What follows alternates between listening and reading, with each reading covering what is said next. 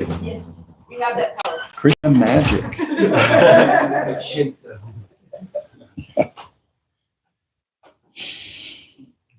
Om Jnana Timirandhasya Jnanandana Shalakaya Chakshurun Militam Yena Tasmai Shri Gurave Namah Mukhaṁ Karoti Vachalam Pangum Langhayate Girim Yat Kripatamaham Vande Shri Gurum Dinacharanam Shri Chaitanya Manobhishtam Sthapitam Yena Bhutale Swayam Rupa Kadamahyam Vidati Swapadantikam Namo Om Vishnu Padaya Krishna Prestaya Bhutale Srimate Bhakti Vedanta Swaminiti Namine Namaste Saraswati Deve Gauravani Pracharine Nirvishesha Shunyavadi Paschati Deshacharini Panchakalpatarubhyascha Kripa Sindhubhya Evacha Patitanam Pavanebhyo Vaishnavibhyo Namo.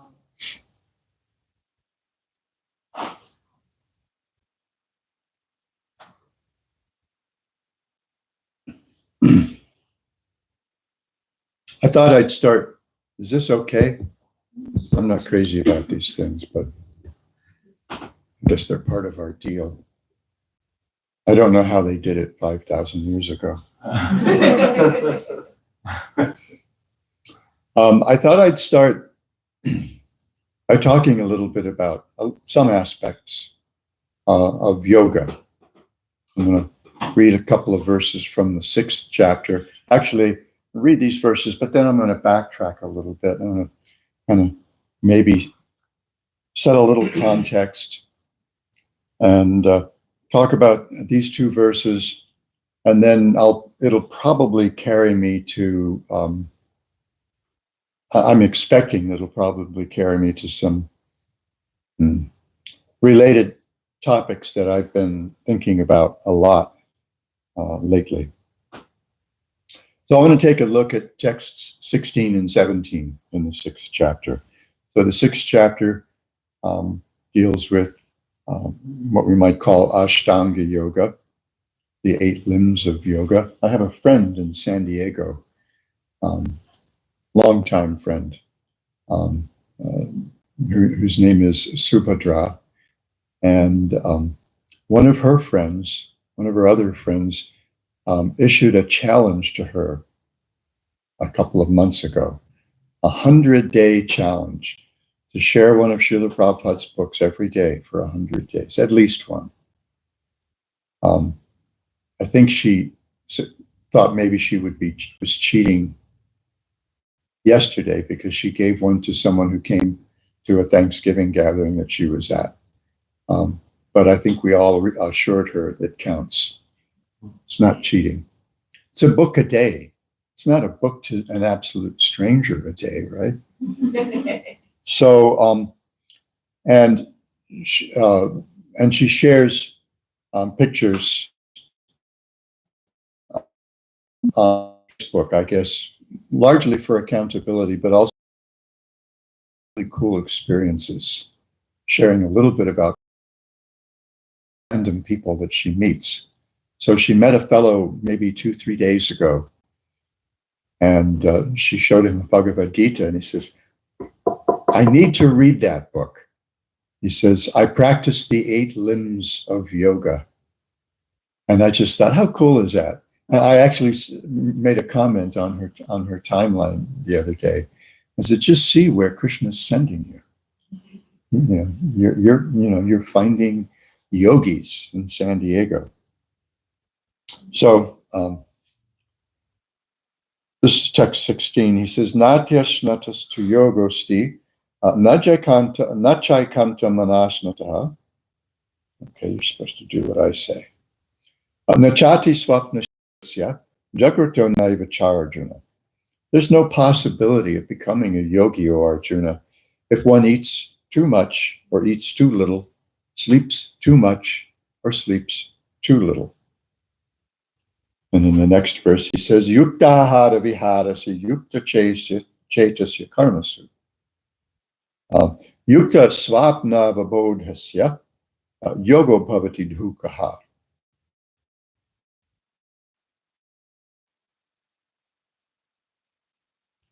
He says, Krishna says, he who is temperate in his habits of eating, sleeping, working, and recreation can mitigate all material pains by practicing the yoga system.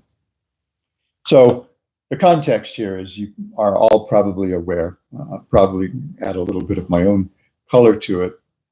Arjuna has found himself confronted with a crisis, a real, serious crisis. A war has been building. This Bhagavad Gita appears itself as a chapter in the Mahabharata, which is an epic poem written in Sanskrit, composed of about 100,000 verses. And it's this history going back many generations of how all these different karmic entanglements came together to a head here, and there's a great war. And Arjuna and his brothers and their friend Krishna have been actually trying to see if they can avoid this war, because the war is between first cousins.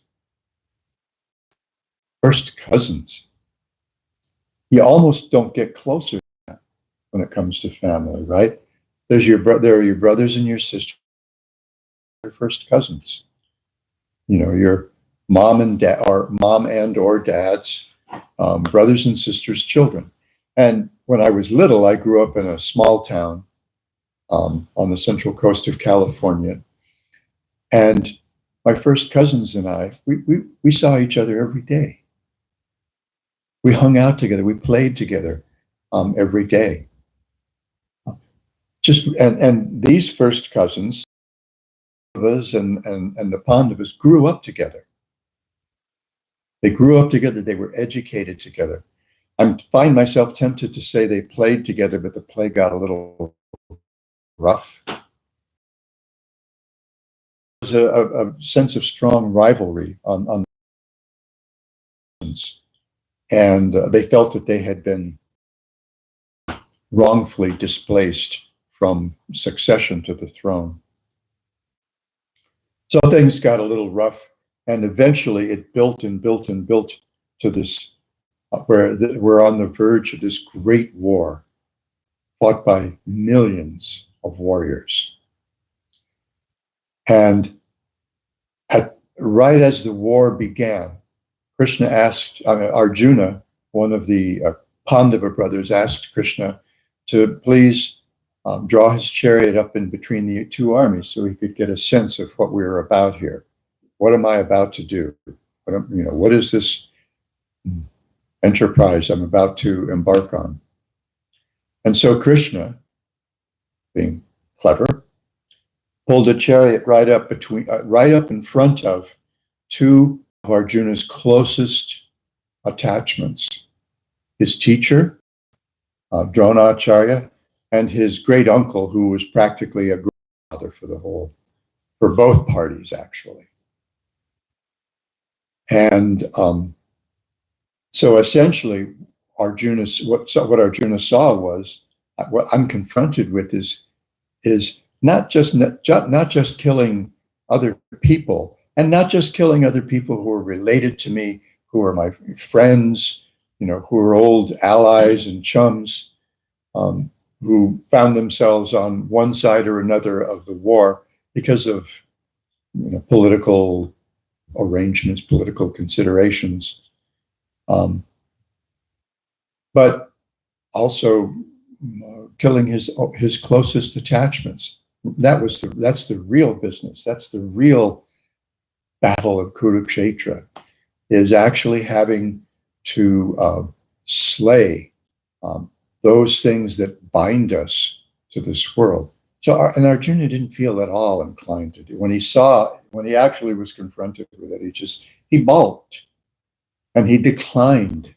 He refused. Let's put it plainly. He refused to fight, and he presented an argument to Krishna against engaging in this war.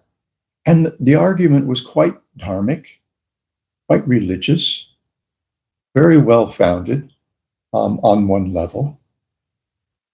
And of course, Krishna easily accepted his argument. He said, oh, okay, let's call it off. No, just kidding, JK.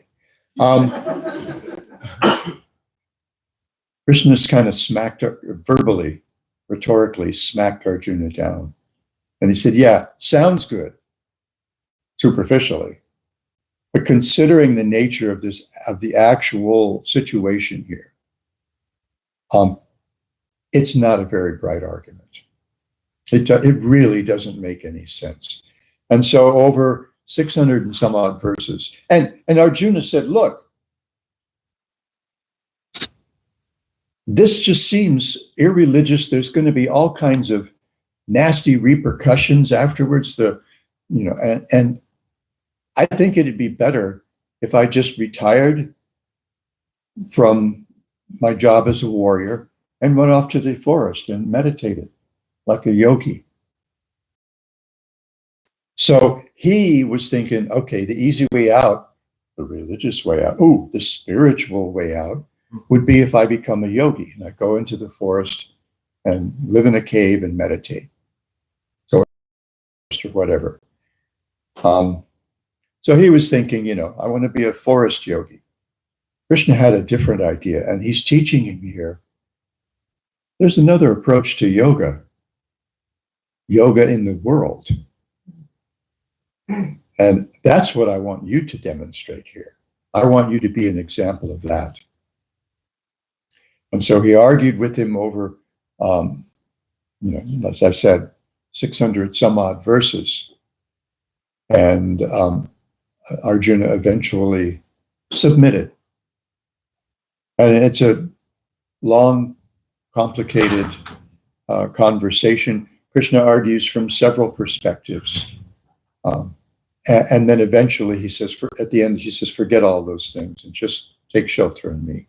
Don't worry about anything else. So here in the 6th chapter, there might be a little bit of an edge to Krishna's tone here. Maybe sometimes a little sarcasm. Oh, you're thinking you're going to go be a yogi. Okay, here's what it means to be a yogi. So I'll back up just a few verses. Many of you are probably pretty aware of this, but he says, to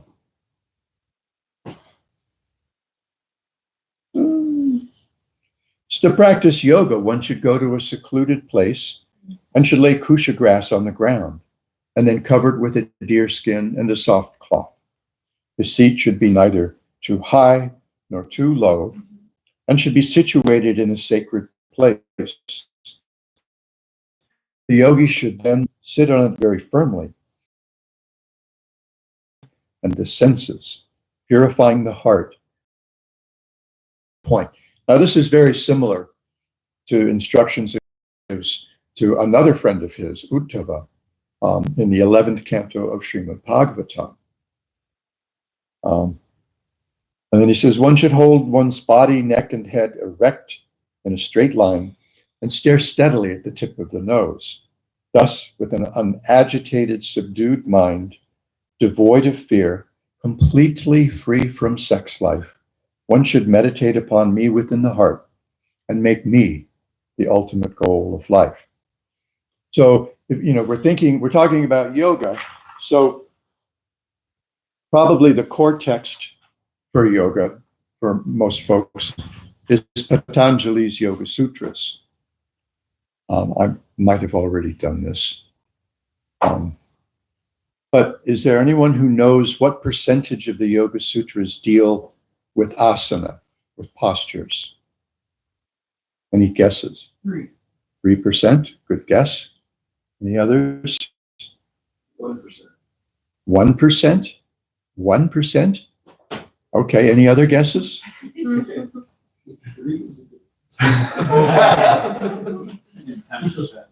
10%. Do I hear 15? 15. Chris got it. Chris nailed it. 1%. Out of 1,200 words, there's 1,200 words in Patanjali's Yoga Sutras. There are about 11 or 12 words that address asana. Asana, so we can be fit to sit and meditate for long periods of time. That's why.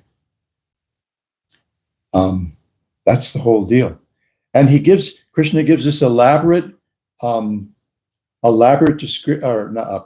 gives this elaborate description of how to engage in yoga, how to meditate, the different things you should avoid, the yamas, and things you should do, the niyamas, and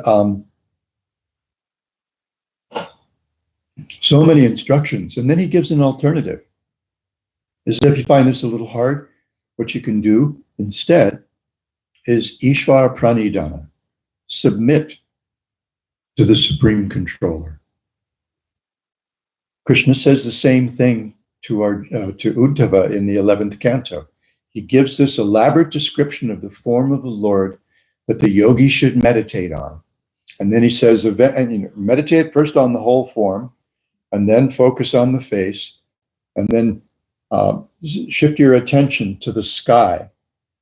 And then he says, and then forget the whole thing and just take shelter of me. Same thing. Oh, one other thing they might not teach you in your 24-hour fitness yoga class. It's not about Lululemons or whatever. I don't know what people wear. That's probably an old joke, doesn't have any relevance anymore. But celibacy is part of the practice of yoga. Now, celibacy can also mean being faithful in your relationship with your partner. But really, it ultimately, especially for the practice of yoga and the practice of jnana, a complete celibacy is actually prescribed. And then he says, thus practicing control of the body, mind, and activities, the mystic transcendentalist attains the kingdom of God, or the abode of Krishna, by cessation of material existence. So this practice can actually free us from material existence. And then he says, you can't do this if you eat too much, eat too little, sleep too much, or sleep too little. And then he says that a successful yogi is someone who's temperate, who's regulated in their habits of eating, sleeping, working, and recreation. Get the last one. Recreation is part of the deal.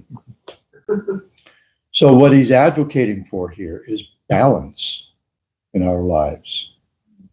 And when I was driving down from Phoenix the other day, the devotee who drove me down was talking about the difficulty he's having finding that balance between his professional life and his spiritual life, or balancing especially among three things, the work life, the family life, and the spiritual practice. And I shared with him that, that's something that I was married for over 40 years with the same person. And sometimes you have to clarify that. And I developed a professional life eventually. So I taught English at colleges and universities in Southern California, and then I ended up in Hawaii, teaching in Hawaii. And one of the things that I struggled with was whether I was looking for balance between my professional life and my spiritual life, which made me wonder whether I needed to compartmentalize them somehow, protect my professional life from my spiritual life and my spiritual life from my professional life, or whether I was looking for integrity, some way to make them one thing. Well, I ultimately got the answer because Providence arranged for me to lose my professional life and leave my family life and take to a life where where I had nothing but my spiritual practice. So here I am, having been inflicted on you all. And I never really resolved that. It's something that I wrote about, that I thought about, I read about, and tried to figure out. But really, what Krishna is advocating for here is balance. In our life at our temple in Honolulu, where I live, I'm kind of a dogged advocate. I'd like to think fearless advocate for that balance in the lives of the devotees who live in the ashram. Sometimes it's like, oh, you'll be purified by your service. So you serve.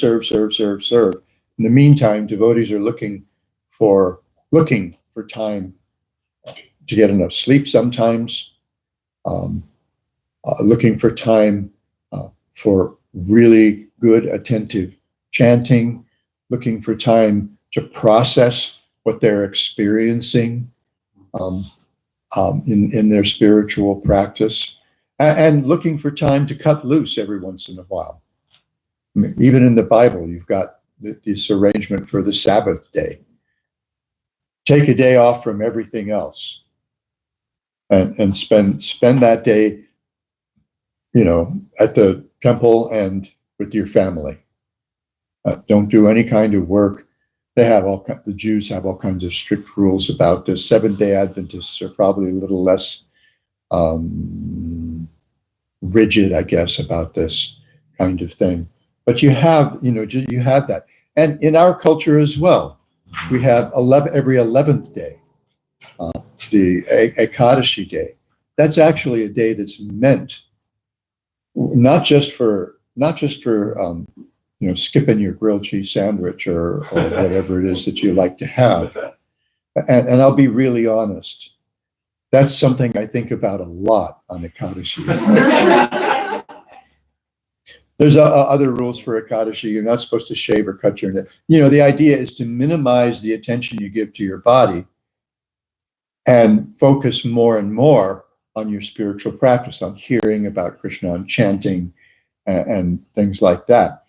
And I remember, I haven't been to Vrindavan since 1982. And but when I was there, I remember that on the Ekadashis, I was there during the month of Kartik, on the Ekadashis, most of the shops in Loy Bazaar would close down. And everybody would take the day and spend it reading Srimad Bhagavatam, chanting, or doing parikram, circumambulating the holy abode of Krishna in Vrindavan barefoot. Back then you could do it barefoot because the parikram path was sand. I don't know what it's like now, probably paved. So Krishna's actually suggesting to Arjuna that you got to, if you really want to practice yoga, this is what it means. You think this is tough? Try that. And try controlling your mind. And later we'll hear Arjuna object. Man, controlling the mind? That's just nuts. I mean, what was the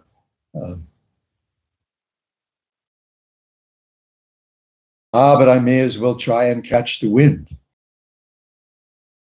Right? Arjuna said the same thing. Controlling the mind seems almost as impossible as controlling the wind. And Krishna says, oh, that's okay, so don't bother. No, he doesn't. Krishna says, yeah, it's difficult. It's very difficult. He said, but it's possible. Two things make it possible: practice and detachment. So it's something you can do, but it's really hard. And oh, by the way, this is not your nature at all. This peaceful life in the forest, just meditating. I mean, you got a body and a mind made for action, made for protecting society, doing whatever has to be done to protect society. So you could do this, but I'm not sure you'd be able to pull it off.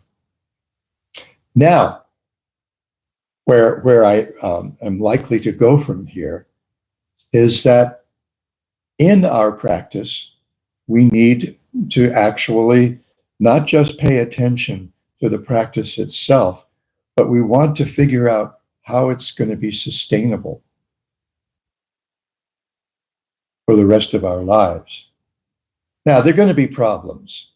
We're going to run into bumps. Sometimes we might kind of like veer off the path or something like that, because especially at first, the path of even bhakti appears narrow and bumpy, potholes and rocks and thorns and stuff along the way, and twisty, tortuous, really, really difficult and steep. So it can be really, really rough, especially in the early stages. But eventually, it starts to straighten out, starts to smooth out, and it starts to level out once we get past a certain stage in our practice. And steadiness becomes the kind of like the default. But at first, it's difficult because we have got so many lifetimes. We don't know how many lifetimes of being stuck in the material world, chasing, whatever squirrel happens to come into our vision.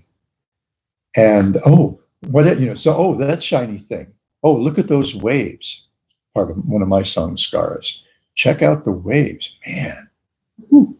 Wonder what the water temperature is like. Do I need a wetsuit?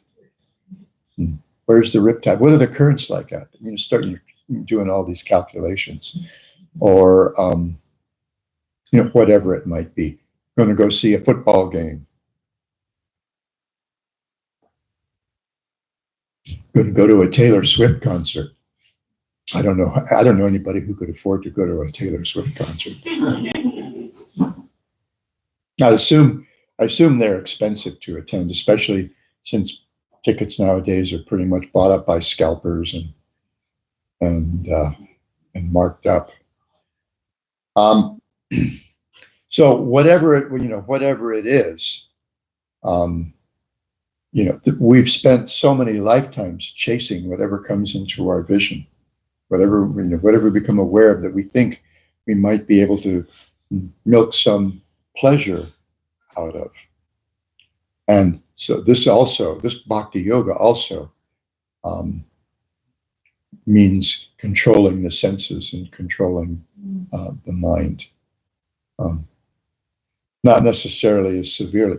Celibacy is not required for bhakti yoga. Married life is encouraged. Most people need the companionship, the responsibilities. They need to grow. I tell you frankly, I became a human being in the 40 years that I lived with my wife and daughters. When I got married, I was like 25-year-old, pretty much not a bad person, but just a knucklehead because I didn't know what I was doing. I'd been in the Navy for 3 years, and then after that, in the brahmachari ashram for 3 years. I didn't really even know how to relate to women anymore. So we had some interesting things happen the first few years we were married, but and we weren't always sure we liked each other. And I was just speaking with my friends earlier today, Ladli and Mahabharat and Ganga Mantri, and I said, it wasn't always easy. Marriage isn't always easy, and it's not always fun, but it's always worth it, especially if you get lucky, like I did, like they did. You've been married 30, how many years? 33. I knew it had to be something like that because they have a 31-year-old daughter who celebrated her birthday by jumping out of a perfectly good airplane. Something I never had the time or money to do. I thought about it a lot, though. So that's one of those things. We've got our bucket list, right? So as bhakti yogis, we need to create balance in our lives. We need to take care of ourselves. When Srila Prabhupada visited Hawaii in 1969, this was before I met him, before I met the devotees, a couple of months before I met the devotees. There were a couple of women living among the devotees who were kind of sickly. They were young, early 20s, but they were, their health was frail. And so Srila Prabhupada wrote on a brown paper bag and posted in the kitchen a list of priorities. Number one priority, anybody got a guess? Health. Health, you've heard. I hope this is a well-known anecdote. Number one was health. Number two was chanting. If you can't maintain your health, how are you going to be able to fix your mind on chanting if you're busy being sick all the time? Number three was your service, and number four was study. And that's not to denigrate service or study, but he's just like, if you want this to be a sustainable practice, you've got to take good care of your health, and you've got to take good care of your soul by hearing and chanting about Krishna. And then when you do that, then you can become steady in your service, and the study will bear fruit because the service is actually an enactment of what we learn as we hear and chant and study. So, health means physical health, but it also means emotional and mental health. We need to establish boundaries. We need to understand how our life is going to be, what we need for our life to feel safe to us. I remember many years ago, when we were living in San Diego, my older daughter was a very strict sadhaka, very strict in her spiritual practice. And even though she was going to school and getting A's, she still did 30, 35 hours of service at the temple every week. And everyone kind of saw her as maybe a bit of a rising star. And whatever anybody asked her to do, she was a teenager. She's a girl. And so she would say yes. And then when she started actually establishing boundaries and saying no, I remember having heard that Ladli observed that Krishnamai is not just sweet, there's fire there.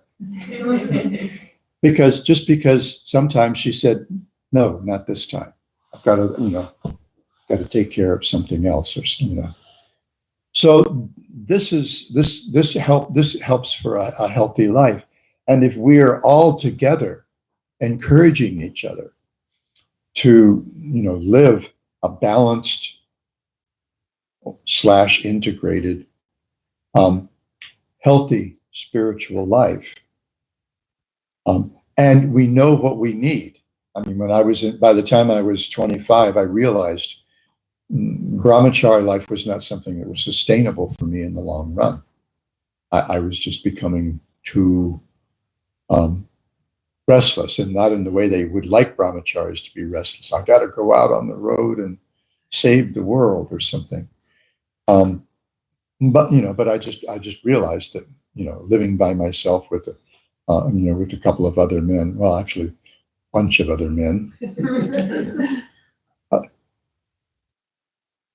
Full disclosure, the first year I was seriously practicing bhakti yoga, the whole year of 1970. I moved into the temple mid-March 1970. I met the devotees in May of 1969 and started chanting then. And I was still in the Navy at the time, U.S. Navy. And when I got out of the Navy, I went back to Hawaii and I started going to watch the devotees chant. I would watch from the other side of the street. That's a whole different story. But 3 times that year, I ended up leaving the temple. And it wasn't because I couldn't do the practice. I couldn't, it wasn't because the rules seemed unfair or too hard for me. That really wasn't a problem. I was living in the temple, and all the bad habits that I had, I just didn't have any time to give attention to those urges anymore. I had other priorities, but it was just because of my own nature. I'm a very introverted and very shy person. Introversion means too much social interaction enervates us rather than energizing us. It drains us. And you need time regularly to kind of like recharge, be by yourself and recharge. Now, extroverts are different. Being alone enervates them, and being with other people energizes them. And so if they have to spend too much time alone, then they got to go out and find a crowd to hang out with. So I just needed a break every once in a while, and that wasn't there. We went from 3:30 in the morning straight through until sometimes 11:30 at night, doing chanting and doing service around the temple, and it was just too much for my nervous system to handle. But after those 3 times, I was determined. I moved back into the temple. I ended up in San Diego for a little bit, and then went back to Honolulu because I felt like that was my home, my spiritual home. Still do. And I just said, I said to myself, I am going to grit my teeth and do whatever it takes to become steady in my spiritual practice. I'm still working on that and maintaining that determination. So, if I'd had the knowledge and the support, for drawing those boundaries, it would have been easier for me, I think, to stay a brahmachari longer. But I just realized I need my own space. I need my own life, and so I had some talks with the leaders in our community there in the islands, and ended up getting married. That's, I guess aside from meeting the devotees and being accepted as a disciple by my spiritual master, is to find grace. A.C. Bhaktivedanta Swami Prabhupada, the marriage is the next best thing that ever happened to me. Because I learned to be responsible, I learned to be regulated, I learned to love in that situation. So we need to figure out what we need, what we need for a sustainable spiritual practice, and try to make those arrangements. And this is something that's becoming more broadly recognized in the International Society for Krishna Consciousness these days. There's a devotee care initiative. There's the Karuna Care Association. There are devotees being trained as professional chaplains. There are many devotees, probably because of what they've seen in the Society of Devotees, who have become licensed clinical social workers, psychotherapists, and that kind of thing. Interested in professionally working in mental health fields. And what it means to be a yogi. We're playing a long game here.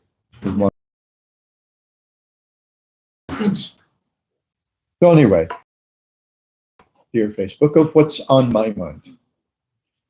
So I'll stop here and see if there's any discussion. If anyone has questions or comments or whatever. What was Srila Prabhupada like? Oh, what was Srila Prabhupada like? In what sense? Personality. What was his personality like? Was he wrathful or Was he what? was he wrathful? No, not at all, not wrathful at all. Srila Prabhupada was a consummate bhakti yogi. He exhibited anger sometimes, but it dissipated very quickly. He used it as a tool. It wasn't something that he became controlled by. He used it as a tool to straighten out his students and try to keep us on course. And if someone did something that was harmful to others, harmful maybe to the movement or its reputation or something, he could castigate them quite severely. I had many years, it must have been 1980, I think. I was living in the Krishna community in Los Angeles, New Dwarka, working with their school that they had. I had started a similar, smaller school in Honolulu, and I'd come occasionally for a few weeks or a month to work with the Gurukula in Los Angeles, just for tips and association and stuff. And so one time when I was there, I was invited by my old friends Kusha and Shrutakirti. Shrutakirti had spent a lot of time as one of Srila Prabhupada's personal attendants. And Krishna actually met the devotees on the same night and ended up moving into the temple on the same day a few months later. They invited me over for breakfast one morning, and there were two other guests for breakfast. Bhakti Charu Swami, who had spent considerable time serving Srila Prabhupada in the last year or a year and a half especially, and dear Krishna Swami. And between Shrutakirti and dear Krishna Swami and Bhakti Charu Swami, we spent the entire morning eating pancakes and hearing stories about Prabhupada blasting them and rolling on the floor in laughter. Because we understood that it was done with affection and there wasn't any malice in it at all. He also had, and this isn't always recognized by devotees, a pretty wry sense of humor. He would make fun of us frequently, just make little subtle jokes about us. One time, when they would go for morning walks at a place in Ala Moana Park in Honolulu called Magic Island, and there are several surf breaks that you can see from from parts of the path where he would walk. So he would ask the devotees about what these people were doing out there, and so he would make jokes about suffering, sea suffering, he called it. They explained to him what they were, and one time Prabhupada said, "So much trouble for taking a bath." It's a joke, but a lot of devotees would, too much trouble for taking a bath. And in one class, this was in May of 1976, my wife and I were visiting for a couple of weeks from the Big Island. I think this was Prabhupada's last visit to Honolulu. And I don't remember the context. Maybe I could look this one up. But he started talking about surfing. And so he said, "What is it that they're doing in the ocean in the morning that's something?" And somebody said, "Surfing." And he said, "Oh, it's surfing. I call it suffering."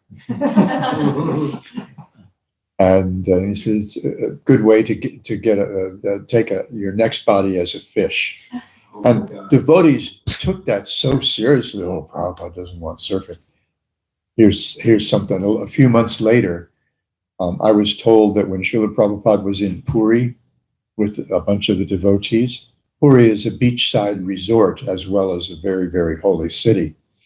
And they have good surf there. A little dangerous surf. One of my friends who's part Hawaiian and who was an expert body surfer broke his neck and has been paralyzed. He's been He's not exactly quadriplegic. He can do a little bit with his hands and arms, not much. Broke his neck body surfing in Puri. And so, but when Prabhupada saw the devotees body surfing in, I guess it was like sometime in early 77, late winter, early spring of 77, he commented, yeah, I used to do that when I was young. What do they say? Swimming is a Vaishnava sport. So, but everyone took that so seriously. But I was sitting right in front of Srila Prabhupada next to a friend of mine, Hari Vallabha, who's more of a surfer even than I am, or I was. And neither of us surfs much anymore. We're old and beaten up.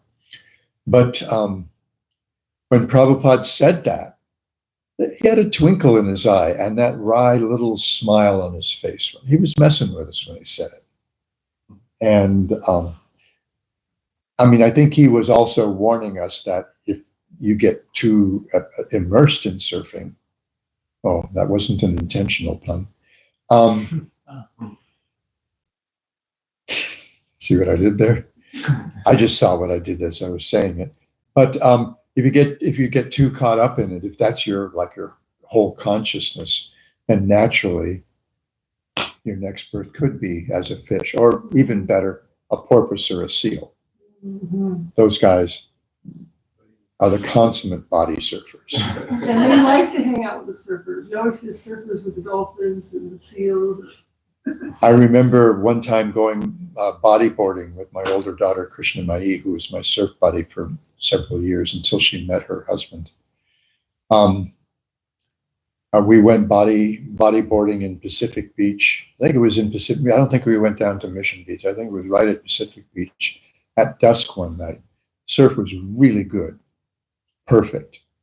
But the waves were full of dolphins. And we were paddling out, and I just paddled right out to the lineup and took off. And Krishna Mai's freaking, oh, they're wild animals. And I said, they're surfers. They're having fun. Not one of them ever ran into me, which is better than I can say for human surfers. And it was fun. It was just really cool. I'm sitting out here, okay, I'm still working on this. These guys were born with this. This is their trip, and they're letting me play with them a little bit. That's kind of cool. So he could be funny. He was very serious about his service. He admitted, speaking of sleeping, he admitted to us once in 1974 in Honolulu that he probably slept about 4 hours a day, and he did it with a couple of naps. You know, he'd sleep. You know, he'd get a nap in the afternoon, and then he'd get a nap in the very early morning. And it usually, toward the end, especially, it totaled maybe about 4 hours. He would be up all night sometimes, dictating his translations and purports. And he was very affectionate, very grateful. One year, my wife, we hardly had 2 nickels to rub together one year, but we wanted to send something to Srila Prabhupada for his Vyasa Puja. So we were able to scrape together $15 to send to him. And he wrote back and he said, thank you very much for your kind donation of $15 and your sentiments about this Krishna consciousness movement. And he encouraged us to study. So he was very affectionate, and he was exemplary in his practice, spiritual practice, exemplary in his conduct with other people, and exemplary in his example. Well, boy, that's redundant, isn't it? Exemplary in everything he did. He showed us how to do it. Ladli? I was just thinking that there's a beautiful book called Your Ever Well Wisher. That would be really nice to read. It's small. Prabhupada. And then there's the Prabhupada book, the black one. It says Prabhupada. It's like, This is my request. Is a very nice book. to read as well. Oh, yeah, this is my request. Because you really get a feel who is Srila Prabhupada. There His are actually a personality. lot of really cool books. There's one that's a compilation of reflections by Srila Prabhupada's women disciples called The Bond of Love. There's one by one of his women disciples, Vishaka, called 5 Years, 11 Months. Oh, yeah. That's a wonderful. Really wonderful book. Those books give insights into Srila Prabhupada's character. Giri Raj Swami has written a couple of really good books about his time serving with Srila Prabhupada in India in the early 70s. Well, Prabhupada this- also told Ananda Maharaj to person, told him that there was never a time that I didn't remember. He said that to him directly in a personal conversation. Yeah. I like the story about the stewardess again, and he was Oh. saying, tell a story, it's so funny. Oh, go ahead. Yes. What is your name? Omar. Oh, Omar. God. After we've met about 15 or 20 times, I'm like, it was like we met for the first time the other night, and then I remembered we were sitting right next to each other at a Mantra Oasis program last year or earlier this year. You a question too. Yeah. Yes, Omar. But yeah, I was wondering what it means to see Krishna in your heart. Oh. I think it's, I wonder what that really means. Levels to understanding that.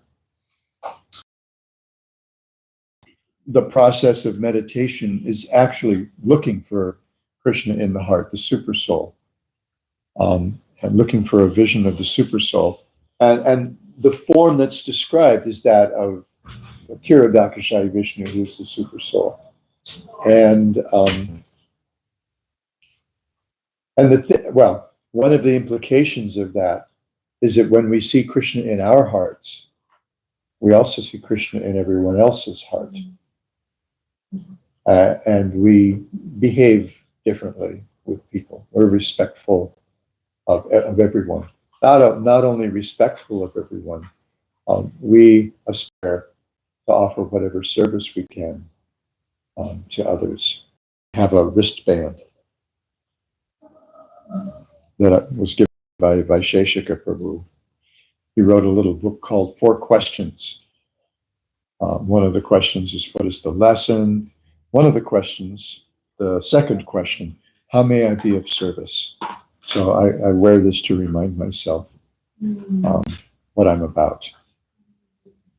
Lalita asked me if I would lead the kirtan today as well as give the talk, and I just showed her my wristband. Oh. Yeah. Can I give you a foot poke? Can I poke your foot? No, it's not necessary.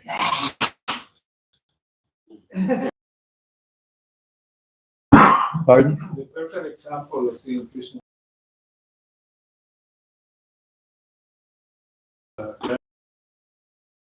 God, Krishna. It's everywhere. I feel like, yeah. But he actually knew that Krishna was there. He had full realization. So, there's, as Maharaj said, we understand that he's there, right? There are certain moments in your life that he is praying, you can feel the presence. It's a gradual process to realize that.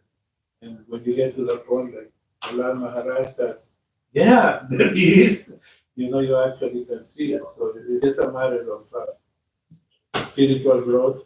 The Bhagavatam begins by showing us one way we can see Krishna's everywhere and in everything. And that's a big lesson right in the second canto of Srimad Bhagavatam. And there's a chapter, Purusha Sukta Confirmed. And what those chapters in the second canto are teaching is actually the core philosophy of Lord Chaitanya Mahaprabhu, Achintya Bheda Bheda Tattva, that Krishna is simultaneously in everything and identical with everything. And yet, at the same moment, he's aloof from everything. He's both immanent and transcendent at the same time.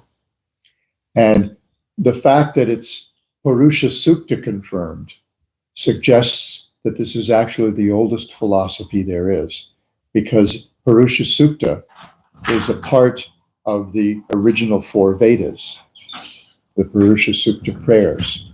And actually they're part of the Rig Veda, which is the first of the Vedas. So it seems like that's actually the oldest philosophy in the world, that the absolute truth is simultaneously identical and distinct from everything. That Krishna is, in a sense, everything is Krishna, because everything's constituted of one of his energies, either his external energy, his marginal energy, which is us, or his internal energy, which is love for him. And we understand that his energies aren't at all distinct from him.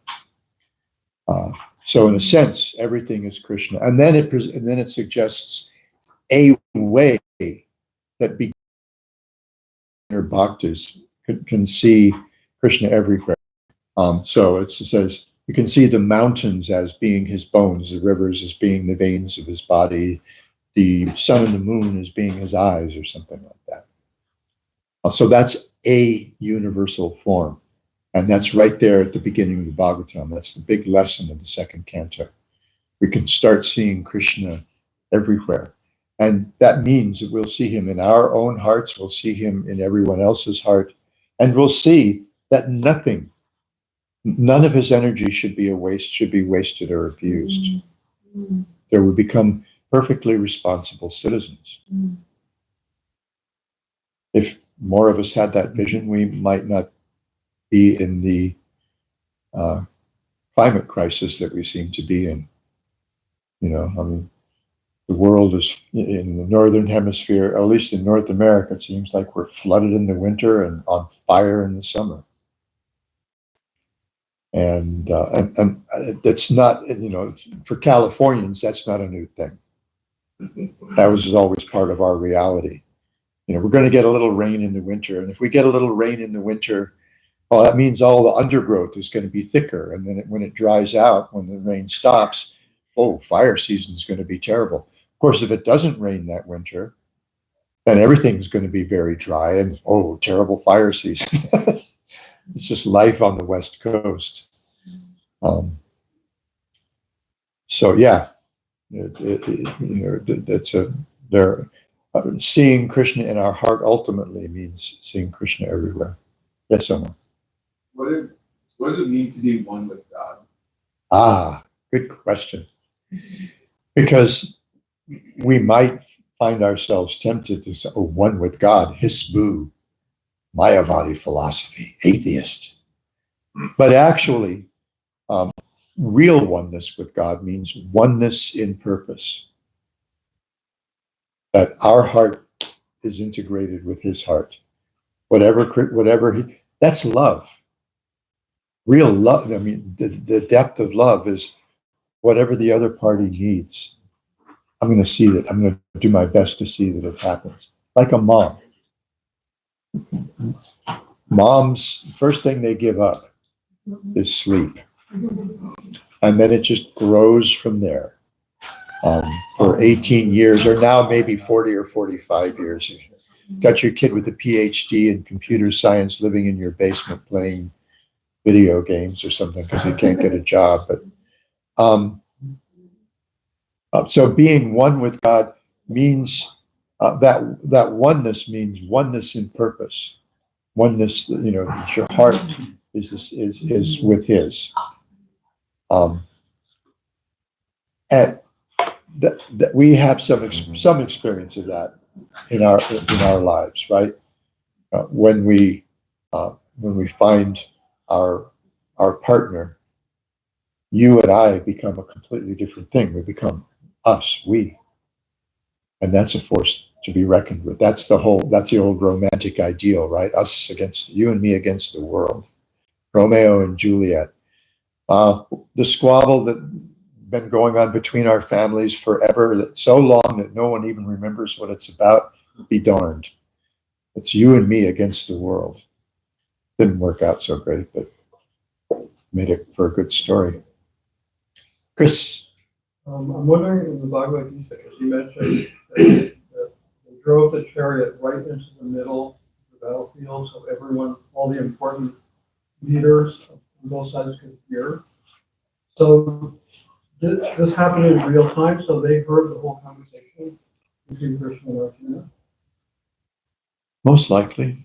So, I mean, everybody would have noticed, and yeah, they probably would have stopped. so what became of that? What, did that serve any useful purpose? That it wasn't just a little private conversation, it was like, involved a lot of ears in the middle of the battlefield. Yeah, and it was recorded in the Mahabharata for posterity, so that Arjuna's questions we can understand according to our teachers, our lineage, teachers in our lineage, that Arjuna was actually standing in for us. He was asking our questions. Oh, I don't want to do this. It's hard. Yeah, it's hard. Weren't any of the leaders influenced by all this wisdom, to change what they were planning? The battle was already set. Krishna had made a last ditch attempt to stop the war, and it didn't work. And I mean, go back. That takes me back to the first cousins thing. The very first verse in the very first verse of the Bhagavad Gita, Dhritarashtra, the father of the Kauravas, asks Sanjaya, who had a mystic vision of what was going on on the battlefield. He says, Mama Kapandavas Chaiva Kimakurvata Sanjaya. What are my sons and Pandu's sons going to do? So you got first cousins. They're one family, almost as close as you can get. But he had to turn it into because of the influence of his sons, whose envy was so great, he had to turn it into an us and them thing. And it's just, as one of my friends, a young devotee who's from Brazil might say, it don't make no sense. In this, in some senses, it's silly. But There's a whole section in Mahabharata when Dhritarashtra tells Sanjaya, that he had no hope for victory. Yeah. He knew all the time. When they did this to Draupadi, I knew we had no hope for victory. When we sent the Pandavas to the forest for 14 years and made them suffer, I knew we had no hope. Yeah. He knew all the time, but he just couldn't help himself. And sometimes you think, well, how come somebody be so stupid? Right? Like he knew it, like how come you didn't do something? But many times we find ourselves in that position too, and we don't do anything. we know, we should know better. We may even know better. Yeah. And we see instances of that in very noble people in Srimad Bhagavatam. King Yayati twice, I was just giving classes on these verses last week in Phoenix. Twice, he's confronted with a situation, where an opportunity to get together with a woman, and he knows it's not a good idea. And he's trying to weigh different considerations. And the thing that kind of does it for him is, well, it must be the will of Providence. Must be, I must have been set up for this. And, I don't have a choice. Kind of a, devil made me do it kind of a thing. How was that the big one who got the blessing of touching somebody in the head? Brikasura. Yeah, because when you see that situation, how can you be so stupid because your own head, right? You know that you can go ahead and And then one time I was asking that to them, how can somebody be so stupid? He said, well, look at the politicians of today. There's people that stupid. Yeah. What did the treasurer for Arizona just do recently? Embezzled $38 million for ranches down in southern Arizona. Did you hear about that? Oh yeah. Yeah, people do things on